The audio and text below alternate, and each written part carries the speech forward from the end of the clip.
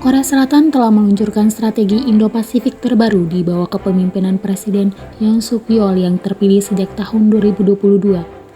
Strategi ini bertujuan untuk mengupayakan kebebasan, perdamaian, dan kemakmuran di kawasan Indo-Pasifik. Dalam strategi ini, Korea Selatan akan meningkatkan keterlibatan dan kerjasamanya dengan negara-negara di kawasan Asia Pasifik. 주요 국가와의 연대와 협력을 통해 자유롭고 평화로우며 번영하는 인도 태평양 지역을 만들어 나가고자 합니다. Korea Selatan meyakini bahwa ASEAN merupakan pusat dari Indo-Pasifik dan mitra kunci dalam mewujudkan perdamaian dan kesejahteraan bersama. Oleh karena itu, dalam konteks strategi Indo-Pasifik, ASEAN sangat penting karena merupakan jantung dari kawasan tersebut. Korea Selatan akan memperkuat kerjasama dengan ASEAN dan mendukung ASEAN Centrality serta ASEAN Outlook on the Indo-Pacific. Korea Selatan menggunakan pandangan ASEAN terhadap Indo-Pasifik untuk membangun inisiatif solidaritas Korea-ASEAN. 큰 상황입니다. 우리는 정치, 경제, 사회, 문화 각 분야에서 긴밀하게 협력하고 연대해 나가야 합니다. Korea Selatan memiliki inisiatif solidaritas Korea-ASEAN yang mencakup 9 aspek dalam konteks strategi Indo-Pasifik. Beberapa aspek dari Korea Selatan adalah penanganan krisis iklim, peralihan ke energi terbarukan, ekonomi, koordinasi dalam menerapkan peraturan, serta hukum internasional di bawah kawasan. Selain itu, Korea Selatan juga memiliki program kerjasama dengan ASEAN dalam bidang industri pertahanan, pendidikan, investasi, perdagangan, dan solidaritas. Korea Selatan akan memperkuat lembaga serta kawasan ASEAN dengan berbagai proyek dan program terkait Indo-Pasifik yang disesuaikan dengan kebutuhan ASEAN.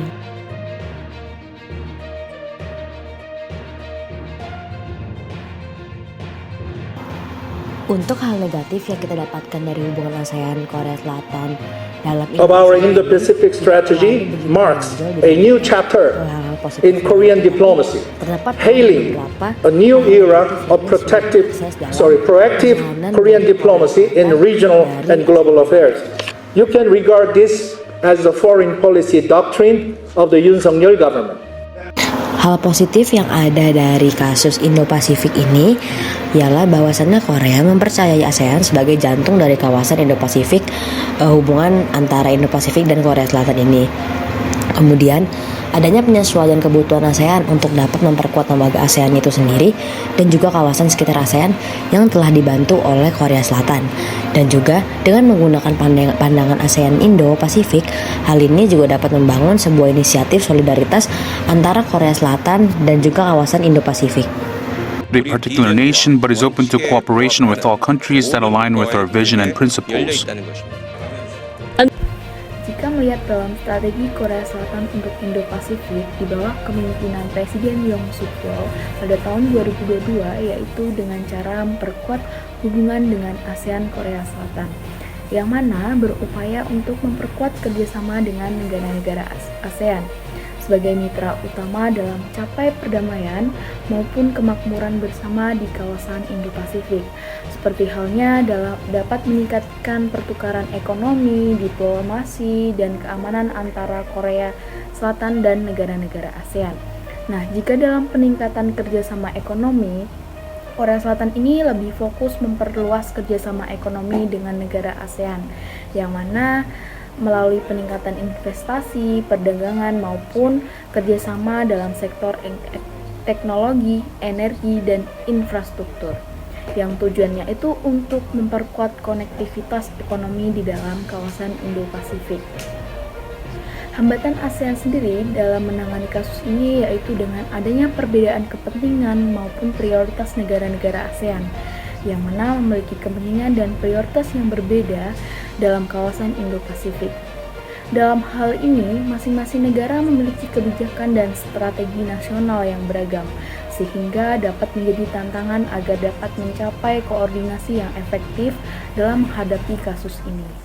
Nah, koordinasi internal ASEAN ini terdiri dari 10 negara anggota yang berbeda-beda, dengan perbedaan politik, sosial, ekonomi, maupun budaya.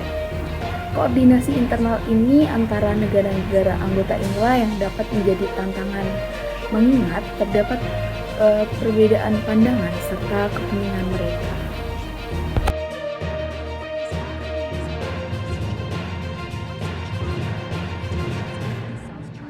Usaha dan kebijakan ASEAN berhasil menangani kasus tersebut.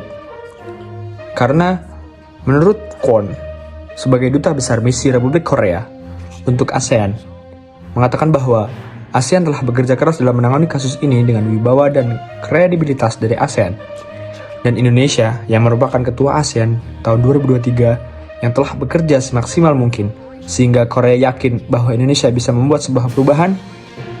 Dan Kwon mengatakan bahwa setiap pihak dapat mengendalikan diri sehingga bisa menangani kasus tersebut.